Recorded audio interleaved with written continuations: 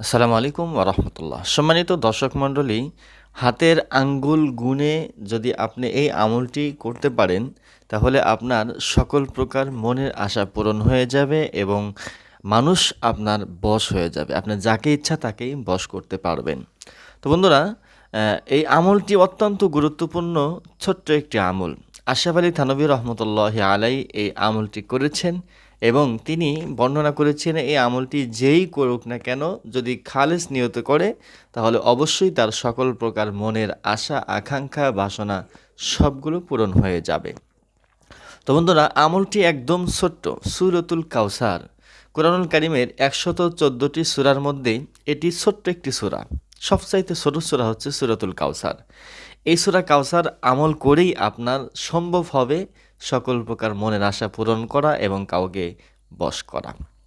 বন্ধুরা, প্রথমে আপনাকে উত্তম রূপে ওযু করতে হবে।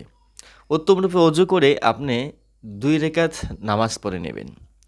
এই আমলটি সবচাইতে উত্তম সময় হচ্ছে শেষ রাতে করা।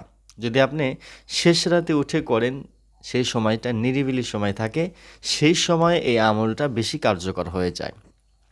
তাহলে আপনি শেষ রাতে উঠে উত্তম রূপে ওযু করে পাক পবিত্র হয়ে আপনি ২ রাকাত তাহাজ্জুদ নামাজ আদায় করে নেবেন। ২ রাকাত তাহাজ্জুদ নামাজ আদায় করার পরে সেই জায়গায় জায়নামাজে বসেই আপনাকে এই আমলটি করতে হবে। প্রথমে আপনি ৩ বার আস্তাগফিরুল্লাহ, আস্তাগফিরুল্লাহ, আস্তাগফিরুল্লাহ পাঠ করে নেবেন। এরপরে আপনাকে ১১ বার দরুদ পাঠ করতে হবে। আপনারা যেই দরুদ পারেন সেই দরুদই আপনি পাঠ করবেন। আমি একবার পাঠ করে আপনাদেরকে শোনাচ্ছি। আল্লাহুম্মা সাল্লি আলা মুহাম্মাদিন ওয়া আলা আলি মুহাম্মাদ কামা সাল্লাইতা আলা ইব্রাহিম ওয়া আলা আলি ইব্রাহিম ইন্নাকা হামিদুম মাজিদ। اللهم بارك على محمد وعلى آل محمد كما باركت على إبراهيم وعلى آل إبراهيم إنك حميد مجيد। এই দরুদটি আপনারা ১১ বার পাঠ করবেন। যদি দরুদ ইব্রাহিম আপনারা না পারেন, তাহলে আপনারা সংক্ষেপে একটি দরুদ পাঠ করতে পারবেন, সেটি হলো সাল্লাল্লাহু আলাইহি ওয়াসাল্লাম। এই দরুদটি আপনারা পাঠ করে নেবেন। এই দরুদটি পাঠ করার পরে এবার আপনাকে সূরাতুল কাউসার পাঠ করতে হবে এইভাবে। আউযু বিল্লাহি মিনাশ শাইতানির রাজীম। বিসমিল্লাহির রহমানির রহিম। ইন্না আ'তাইনাকাল কাউসার ফাসাল্লি লিরাব্বিকা ওয়ানহার ইন্না শানিয়াকা হুয়াল আবতার। আমি আপনাদের সুবিধার্থে আবারও পড়ে শোনাচ্ছি। ইন্না আ'তাইনাকাল কাউসার ফাসাল্লি লিরাব্বিকা ওয়ানহার ইন্না শানিআকা হুয়াল আবতার। এই দোয়াটি আপনি এই সূরাটি আপনি ১০০ বার পাঠ করতে হবে।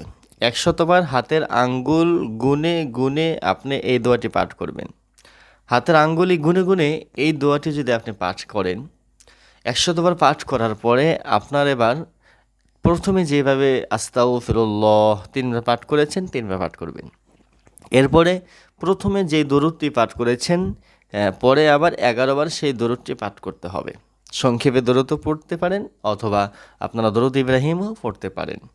এইভাবে পড়ার পরে আপনি এবার ২ থেকে ৩ মিনিট চুপ করে থাকবেন, চক্ষুটা বন্ধ করে সারাদিন আপনার যেই ভালো কাজ এবং খারাপ কাজগুলো হয়েছে সেগুলো আপনি একটু চোখের সামনে মনে করে নিয়ে আসবেন।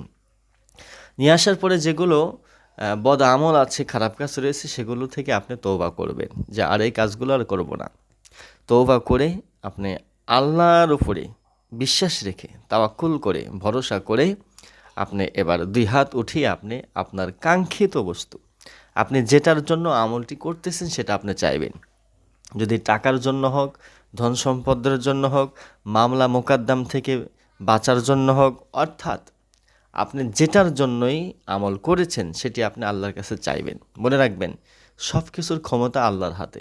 আল্লাহ ছাড়া দুনিয়ার কারো কাছে কোনো ক্ষমতা নেই।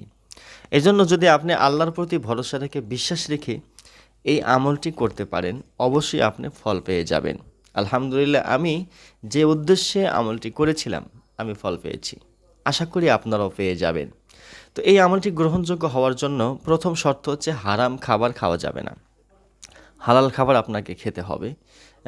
যে সমস্ত খাবারগুলো হালাল, সে হালাল খাবার আপনাকে খেতে হবে এবং কোরআনের নাফরমানি করা যাবে না।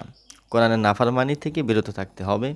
মানুষের সাথে কষ্টদায়ক কোনো আচরণ করা যাবে না এবং সদা সর্বদা জুলুম নির্যাতন থেকে বিরত থাকতে হবে। তাহলে অবশ্যই আপনি যদি আমল করেন সেই আমলের ফল পেয়ে যাবেন ইনশাআল্লাহ।